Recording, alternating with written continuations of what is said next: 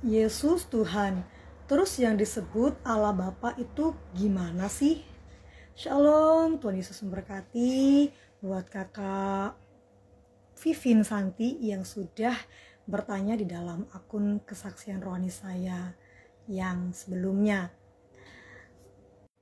Sebelum saya mencoba untuk menjelaskan kepada kita semuanya, izinkan saya berdoa terlebih dahulu agar kiranya Roh Kudus yang menjamah hati kita semuanya, supaya yang mendengar firman Tuhan boleh mengerti dan boleh percaya dan diselamatkan.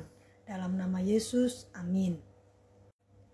Nah, ini saya sudah buat diagram. Ini dinamakan dengan diagram Tritunggal. Bagaimana cara membacanya? Saya akan pelan-pelan untuk menjelaskannya. Allah di tengah. Di atasnya ada Bapa, kemudian ada Anak, di samping kiri saya, kemudian ada Roh Kudus samping kanan saya. Lalu di luarnya ada bulatan dan tertulis bukan. Tetapi di dalamnya ada panah penghubung yang bertuliskan adalah. Bagaimanakah maksudnya? Begini. Bapa adalah Allah. Anak adalah Allah. Roh Kudus adalah Allah.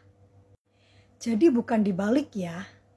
Tanda panahnya ke bawah semua, menuju ke Allah semua. Bapa adalah Allah, Anak adalah Allah, Roh Kudus adalah Allah. Bukan Allah adalah Bapa, Allah adalah Anak, Allah adalah Roh Kudus. Itu dinamakan dengan triteis atau tiga Allah. Nah, saya sudah menjelaskan adalahnya. Jadi,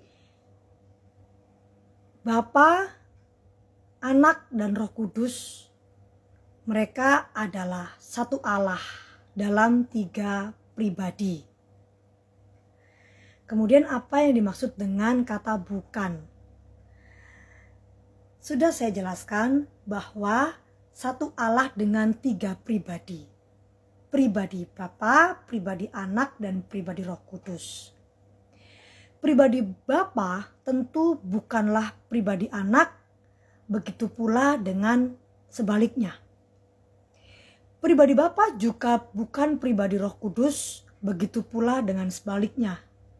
Dan pribadi Anak bukanlah pribadi Roh Kudus, begitu juga dengan sebaliknya. Inilah yang dimaksud dengan Trinitas, yaitu satu Allah dengan tiga pribadi. Ingat, bukan tiga fungsi, juga bukan tiga kepribadian, tapi tiga pribadi. Nah, semoga apa yang saya jelaskan ini kita semua sudah mengerti bahwa siapa Bapa, siapa Anak, dan siapa Roh Kudus. Ya, Allah itu satu dalam tiga pribadi. Nah, lalu siapakah Yesus? Yesus adalah Allah Anak yang berinkarnasi atau menjelma sebagai darah dan daging seperti kita, menjadi manusia seperti kita untuk karya penebusan. Sampai sini dulu penjelasan saya. Jika ada yang bertanya tentang karya penebusan, karya keselamatan, atau lain sebagainya, bisa bertanya di kolom komentar. Saya akan membantu menjawab semampu saya, tentu dari tuntunan Roh Kudus. Saya berdoa supaya firman yang diberitakan ini kita semuanya dapat membuka hati, membuka pikiran kita untuk menerima Kristus sebagai Tuhan dan Juru Selamat dalam hidup kita, supaya kita, saya dan Anda dapat diselamatkan. Saya Infi Rizky Ramadan, sampai jumpa di video-video saya berikutnya. Shalom, Tuhan Yesus memberkati.